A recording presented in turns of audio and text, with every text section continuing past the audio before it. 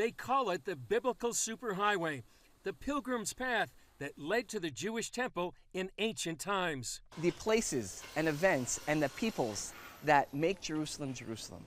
For Christians, for Jews, it all happened here in the city of David. This is where the beating heart of Jerusalem is.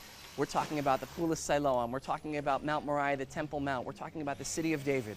The pilgrimage road links them all together. For Jews in ancient days, their pilgrimage began here at the Pool of Siloam. It's a mikveh or ritual bath. It's the size of 2 Olympic swimming pools. They would purify themselves here before going up to the Temple Mount to worship God. The historian Josephus says that 2,000 years ago, on the pilgrimage festivals, there would have been more than 2 million people going up on pilgrimage. That's a lot of people who need to bathe. The pool is also where Jesus healed the blind man, as recounted in the book of John. Its location was hidden by a road until 15 years ago, when a sewage leak led to excavations, the discovery of the pool, and much more. The archaeologists, when they find the Pool of Siloam, so they understand if that's the pool, and they know where the temple stood on the Temple Mount some 2,000 years ago. The same Temple Mount is today.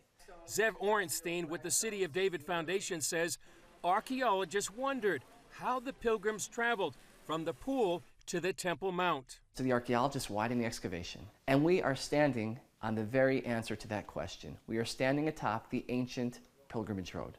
These are the stones that Jesus would have walked on his way up to the temple.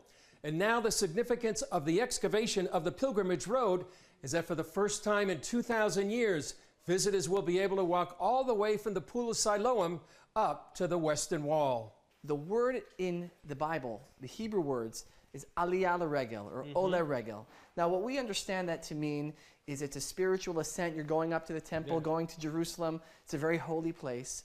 But Chris, when you're in the place where the Bible happened, the words of the Bible come to life. Because as we're walking right now, and I'm sure you could feel it, we're walking uphill. And it was more than that. This would have been like Times Square. You would have had on both sides of the road, and keep in mind, the road is about 3, 4, 5 times wider than what we see over here. You would have had shops, stalls along both sides of the road. This is the center of Jerusalem from a spiritual perspective, from a communal perspective, also from a commerce perspective. According to the Israel Antiquities Authority, the road took 10 years to build, from 20 to 30 AD, and was constructed by Pontius Pilate. One of the major issues of Jerusalem is that it's a living city. All the layers, all the archaeological layers are built on top of one another, and the modern living quarters and everything is built on top of the archaeological layers. Excavation manager Ari Levy says uncovering the road is a major engineering feat.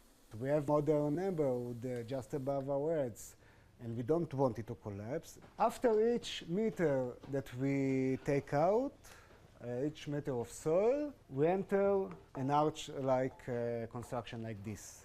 This supports the entire weight of what we have above us. Along the route, you can see many places where the road remains intact and others where it's destroyed given its violent history. We know that the Romans, they destroyed Jerusalem. And if you would find everything perfectly intact, well, it wouldn't seem like much of a destruction. Among the discovered treasures are small coins minted during the Great Jewish Revolt, before the Romans destroyed the temple and Jerusalem in 70 AD. Scholars often wonder why the Jews made worthless coins instead of weapons.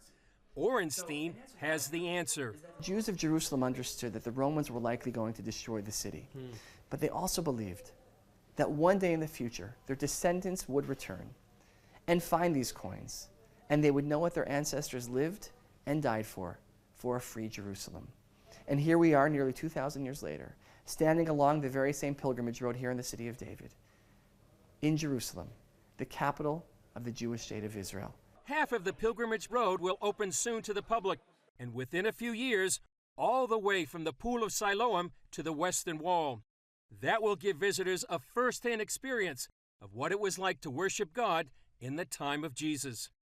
Chris Mitchell, CBN News, along the pilgrimage road in the city of David, Jerusalem.